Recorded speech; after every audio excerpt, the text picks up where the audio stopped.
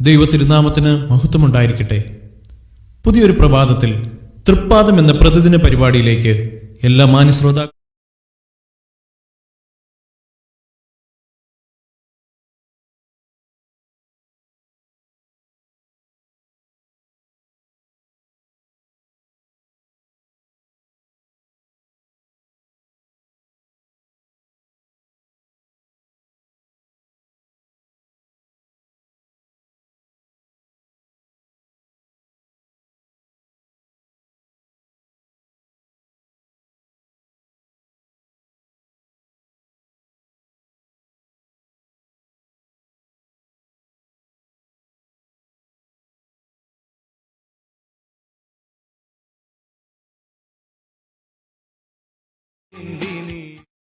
യേശുക്രിസ്തുവിന്റെ മനുഷ്യത്വം എന്ന വിഷയത്തെ ആധാരമാക്കി ക്ലാസുകൾ നയിക്കുന്നത് ഇവാഞ്ചലിസ്റ്റ് ബിജു വിൽസൺ കരകുളം. പരിശുദ്ധനാകുന്ന ദൈവത്തിന് ഈ പ്രഭാതത്തിൽ വീണ്ടും മഹത്വവും ബഹുമാനവും സ്തുതിയും ഉണ്ടാകട്ടെ. ദൈവപുത്രനായ കർത്താവായ യേശുക്രിസ്തുവിന്റെ മനുഷ്യത്വം എന്ന വിഷയം കഴിഞ്ഞ പ്രഭാതത്തിൽ നമ്മൾ ചിന്തിച്ചുകൊണ്ടിരിക്കുകയായിരുന്നു. ഈ പ്രഭാതത്തിൽ വീണ്ടും മനുഷ്യപുത്രനായ കർത്താവായ യേശുക്രിസ്തുവിന്റെ പ്രാർത്ഥനാ ജീവിതം എന്ന വിഷയം കർത്താവിൽ ശരണപ്പെട്ട് നാം പഠിക്കാനായിട്ട് ആരംഭിക്കുന്നു. തൃപ്പാദം എന്ന ഈ ശുശ്രൂഷയിൽ കൂടി എന്നെ ശ്രദ്ധിക്കുന്ന എല്ലാ പ്രിയപ്പെട്ടവർക്കും പ്രഭാത വന്ദനം. നമ്മുടെ കർത്താവായ യേശു ദൈവമായിരുന്നവൻ മനുഷ്യനായിട്ട് ഈ ലോകത്തിൽ കന്യകയുടെ മകനായിട്ട് ജനിച്ചു, നമ്മെപ്പോലെ ജീവിച്ചു. ഒരു യഹൂദ ബാലൻ കടന്നുപോകുന്ന എല്ലാ ജീവിതാവസ്ഥയിലും കടന്നുപോയതായിരിക്കുന്ന കർത്താവ് ഈ ലോകത്തിലായിരുന്നപ്പോൾ വചനം പഠിക്കുകയും പ്രാർത്ഥിക്കുകയും ചെയ്തു എന്നുള്ളത് നമുക്കൊരിക്കലും തള്ളിക്കളയുവാൻ തക്കവണ്ണം കഴിയാത്ത യാഥാർത്ഥ്യം തന്നെയാണ്. എന്നാൽ 30-ാമത്തെ വയസ്സ് മുതലാണ് അവിടുത്തെ പ്രാർത്ഥനാ ജീവിതത്തെപ്പറ്റി വിശുദ്ധ തിരുവെഴുത്തിൽ രേഖപ്പെടുത്തിയിരിക്കുന്നത്.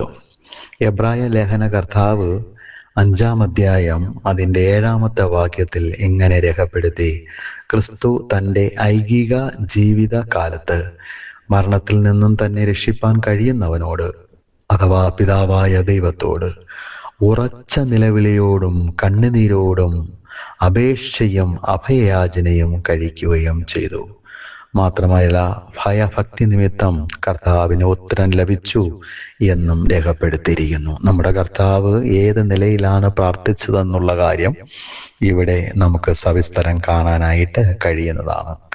തൻ്റെ 30-ാമത്തെ വയസ്സിൽ സ്നാനമേൽക്കുമ്പോഴാണ് കർത്താവ് ആദ്യമായിട്ട് പ്രാർത്ഥിച്ചു എന്നുള്ള വിവരം രേഖപ്പെടുത്തിയിരിക്കുന്നത്. ലൂക്കോസിന്റെ സുവിശേഷം 3-ാം അധ്യായം 21-ാമത്തെ വാക്യം. യേശു കർത്താവ് സ്നാപക യോഹന്നാനാൽ സ്നാനം സ്വീകരിച്ച ശേഷം പ്രാർത്ഥിച്ചു കരയിലേക്ക് കയറി വരുന്നു. രണ്ടാമതായി, ഗലീലയിൽ ശുശ്രൂഷ ആരംഭിക്കുന്നതിന് മുമ്പായിട്ട് നമ്മുടെ കർത്താവ് പ്രാർത്ഥിച്ചു. മാർക്കോസിന്റെ സുവിശേഷം 1-ാം അധ്യായം 35-ാമത്തെ വാക്യം. തന്റെ ശുശ്രൂഷകൾ ആരംഭിക്കുന്നതിന് മുമ്പ് കർത്താവ് ദൈവസന്നിധിയിൽ ശക്തമായ പ്രാർത്ഥന കഴിച്ചു. മൂന്നാമത്, കുഷ്ഠരോഗിയെ സൗഖ്യമാക്കിയ ശേഷം. ലൂക്കോസിന്റെ സുവിശേഷം 5-ാം അധ്യായം 16-ാമത്തെ വാക്യം. ഈ വാക്യത്തിൽ കുഷ്ഠരോഗിയായ മനുഷ്യനെ സൗഖ്യമാക്കിയതിന് ശേഷം കർത്താവ് പ്രാർത്ഥിക്കുന്നു. നാലാമത്, ശിഷ്യന്മാരെ തിരഞ്ഞെടുക്കുന്നതിന് മുമ്പായി. ലൂക്കോസിന്റെ സുവിശേഷം 6-ാം അധ്യായം 12-ാമത്തെ വാക്യം. അഞ്ചാമതായി, 5000 പേരെ പോഷിപ്പിച്ചതിന് ശേഷം, 5 അപ്പം കൊണ്ട് 5000 പേരെ പോഷിപ്പിച്ചതിന് ശേഷം കർത്താവ് പ്രാർത്ഥിച്ചു. മത്തായി എഴുതിയ സുവിശേഷം 14-ാം അധ്യായം 23-ാമത്തെ വാക്യം. പത്രോസ് തന്നെ ദൈവപുത്രനെന്ന് ഏറ്റുപറയുന്നതിന് മുമ്പായിട്ട് കർത്താവ് പ്രാർത്ഥിക്കുന്നു. ലൂക്കോസിന്റെ സുവിശേഷം 9-ാം അധ്യായം 18-ാമത്തെ വാക്യം. ഏഴാമതായിട്ട്, മറുരൂപ മലയിൽ കർത്താവ് പ്രാർത്ഥിക്കുന്നു. ലൂക്കോസിന്റെ സുവിശേഷം 9-ാം അധ്യായം 28 മുതൽ 29 വരെയുള്ള വാക്യങ്ങൾ. എട്ടാമതായി, 70 പേർ മടങ്ങി വന്നതിന് ശേഷം കർത്താവ് പ്രാർത്ഥിക്കുന്നു. 12 ശിഷ്യന്മാരെ കർത്താവ് തിരഞ്ഞെടുത്തു. അവരെ അവരുടെ വേലയ്ക്കായിട്ട് അയച്ചതുപോലെ തന്നെ കർത്താവിന് അവരെ കൂടാതെ 70 ശിഷ്യന്മാരുണ്ടായിരുന്നു. ഈ 70 ശിഷ്യന്മാർക്ക് അധികാരം നൽകി കർത്താവ് അവരെ തൻ്റെ വേലയ്ക്കായിട്ട് അയച്ചു. അവർ മടങ്ങി വരുന്ന സമയത്ത് കർത്താവ് വീണ്ടും പ്രാർത്ഥിച്ചു. ലൂക്കോസിന്റെ സുവിശേഷം 10-ാം അധ്യായം 21 മുതൽ 22 വരെ.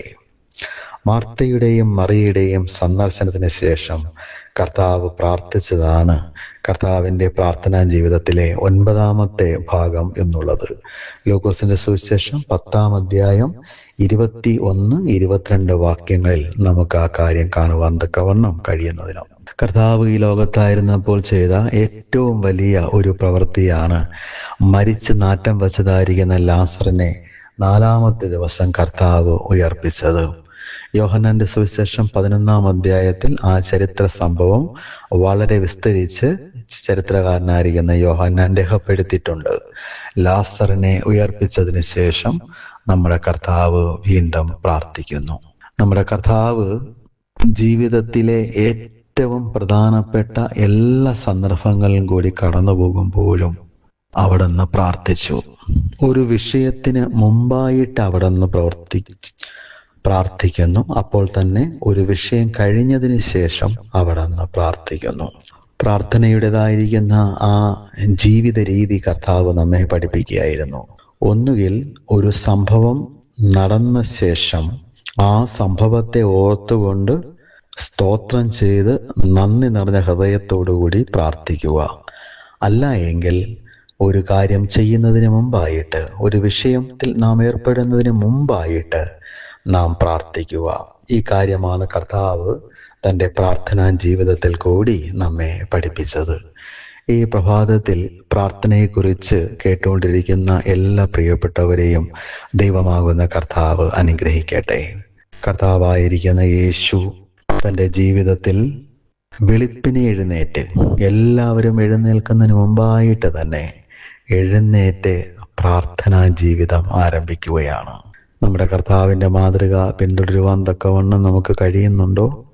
ജീവിത യാഥാർത്ഥ്യങ്ങളുടേതായിരിക്കുന്ന കുഴിയിൽ താണ് നാം മുന്നോട്ട് പോകുമ്പോൾ പലപ്പോഴും നമ്മൾ പ്രാർത്ഥനയ്ക്ക് മടിയുള്ളവരായി മാറിപ്പോയിട്ടുണ്ട്. എന്നാൽ ഈ പകൽക്കാലം ചിന്തിച്ചു കൊള്ളുക, നമ്മുടെ കർത്താവ് പ്രാർത്ഥന നിരതനായിട്ട് ജീവിച്ച മനുഷ്യപുത്രനായിരുന്നു. ഈ മാതൃക നമുക്ക് ഉൾക്കൊള്ളാം. നമ്മുടെ കർത്താവായിരിക്കുന്ന യേശു ക്രിസ്തുവിൻ്റെ മാതൃക നമുക്ക് പിൻപറ്റാം. ഇന്ന് പകൽക്കാലം നമ്മുടെ കർത്താവിൻ്റെ പ്രാർത്ഥനാ ജീവിതം ശരിയായി മനസ്സിലാക്കിക്കൊണ്ട് കർത്താവിന് പ്രസാദകരമായി ജീവിക്കാനായി വീണ്ടും കർത്താവ് നമുക്ക് കൃപ നൽകട്ടെ. നമ്മുടെ കർത്താവായിരിക്കുന്ന യേശു ക്രിസ്തുവിൻ്റെ പ്രാർത്ഥനാ ജീവിതം എന്ന വിഷയവുമായി ബന്ധപ്പെട്ട് മറ്റൊരു ഭാഗത്തേക്ക് നമുക്ക് അടുത്ത പ്രഭാതത്തിൽ പ്രവേശിക്കാം. ഈ പ്രഭാതത്തിൽ പ്രാർത്ഥനാപൂർവം നമുക്ക് ജീവിക്കാം. അപ്പോസ്തലനായിരിക്കുന്ന പൗലോസ് പഠിപ്പിച്ചതുപോലെ പ്രാർത്ഥനയിൽ ഒറ്റിരിക്കുക, സ്തോത്രത്തോടെ അതിൽ ജാഗരിക്കുക, മടുത്തുപോകാതെ എപ്പോഴും പ്രാർത്ഥിക്കുക. ഇത് അപ്പോസ്തലനായിരിക്കുന്ന പൗലോസ് ഉപദേശിക്കുമ്പോൾ നമ്മുടെ കർത്താവായ യേശു തൻ്റെ ജീവിതത്തിൽ കൂടി ഏത് വിധത്തിൽ ഒരു വിശ്വാസി പ്രാർത്ഥിക്കണം എന്നുള്ള കാര്യം വ്യക്തമായി മാതൃക നൽകിയതിന് ശേഷം അവിടെ നിന്ന് പറയുകയുണ്ടായി, മടുത്തുപോകാതെ നിങ്ങൾ എപ്പോഴും പ്രാർത്ഥിക്കണം. ജഡം ബലഹീനമത്രേ, ആത്മാവോ ഒരുക്കമുള്ളത്. അതുകൊണ്ട് നിങ്ങൾ എപ്പോഴും പ്രാർത്ഥിക്കും. ലൂക്കോസിന്റെ സുവിശേഷം 18-ാം അധ്യായം 1-ാം വാക്യം. ഈ പ്രഭാതത്തിൽ പ്രാർത്ഥനാ ജീവിതമുള്ളവരായി കർത്താവിൻ്റെ മാതൃക പിൻപറ്റി നമുക്ക് ഉത്സാഹത്തോടുകൂടി കൃപയോടുകൂടി മുന്നോട്ട് നീങ്ങാം. ഈ വചനങ്ങളാൽ ദൈവമായ കർത്താവ് നമ്മെ ഈ പ്രഭാതത്തിൽ വീണ്ടും ശക്തിപ്പെടുത്തട്ടെ, അനുഗ്രഹിക്കട്ടെ. അവിടുത്തെ പരിശുദ്ധമായ നാമം വാഴ്ത്തപ്പെടുമാറാകട്ടെ. ആമേൻ.